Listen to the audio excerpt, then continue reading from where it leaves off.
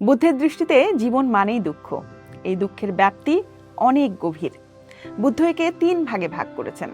প্রথমত দুঃখ দুঃখ অর্থাৎ জন্ম, জরা, ব্যাধি এবং মৃত্যুর মতো অনিবার্য শারীরিক ও মানসিক কষ্ট, যা থেকে কোনো মানুষই নিষ্কৃতি পায় না। অনেকের কাছে বুদ্ধ কেবল বাণী সর্বস্ব এক চরিত্র, গল্পের কোনো মহাপুরুষ কিংবা মঠ মন্দিরের দেয়ালে ঝুলে থাকা কোনো নান্দনিক প্রতিকৃতি। কারো কাছে তিনি নিছক ধ্যানমগ্ন এক মূর্তি, আবার কারো কাছে কেবলই পূজার অনুষঙ্গ। এই যে বুদ্ধকে আমরা মূর্তির গণ্ডিতে আটকে ফেলেছি, এখানেই আমাদের বড় ভুল। বুদ্ধের দর্শনের যে মূল জায়গা, যা আজকের অস্থির, উদ্বিগ্ন এবং যান্ত্রিক পৃথিবীতে একজন মানুষকে শান্তি দিতে পারে, সেই আলাপটি আমাদের আলোচনায় প্রায় অনুপস্থিত।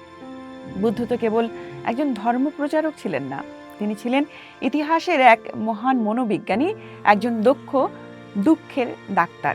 সারাটি জীবন তিনি একটি গবেষণায় নিজেকে উৎসর্গ করেছেন। সেটা হলো মানুষের ভেতরে দুঃখের উৎপত্তি কিভাবে হয় এবং কিভাবে এর সমাধান করা সম্ভব। ওষুধ যেমন জাতি, ধর্ম, বর্ণ, গোত্র কিংবা লিঙ্গভেদে আলাদা কাজ করে না, বুদ্ধের আবিষ্কৃত দর্শনও তেমনি সার্বজনীন, ফলো করলে কাজ করে। তো বৌদ্ধ দর্শনের সম্পূর্ণ ইমারত দাঁড়িয়ে আছে চতুরার্য সত্যের উপর। এটি বুদ্ধের উপলব্ধির মূল নির্যাস। আজকে আমরা এই 4 সত্যকে অল্পের উপরে জানব। প্রথম সত্য হলো দুঃখ। বুদ্ধের দৃষ্টিতে জীবন মানেই দুঃখ। এই দুঃখের ব্যাপ্তি অনেক গভীর। বুদ্ধ একে 3 ভাগে ভাগ করেছেন।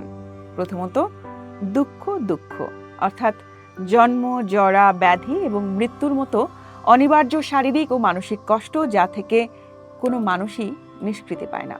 দ্বিতীয়ত বিপরিণাম দুঃখ, যা আসলে সুখের আড়ালে লুকিয়ে থাকা ভয়।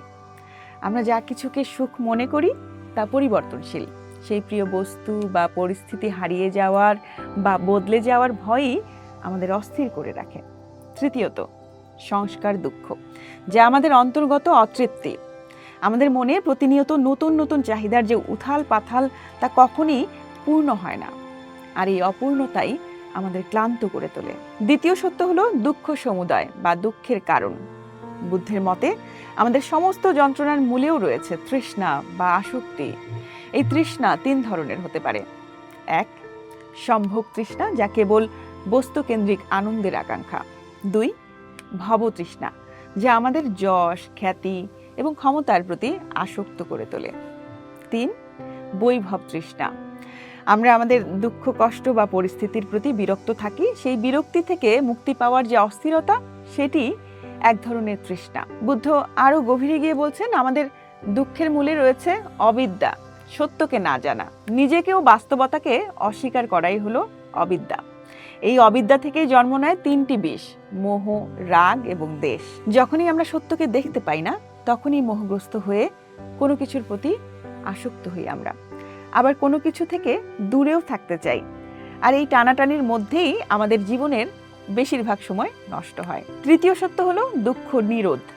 বুদ্ধের দর্শন যেখানে শুরু হয় দুঃখ দিয়ে, তার চূড়ান্ত পরিণতি হলো এই নিরোধ। তৃষ্ণাকে যখন আমরা যুক্তিবোধ দিয়ে সংযত করি এবং ক্রমশ বর্জন করি, তখনই দুঃখের বিনাশ ঘটে।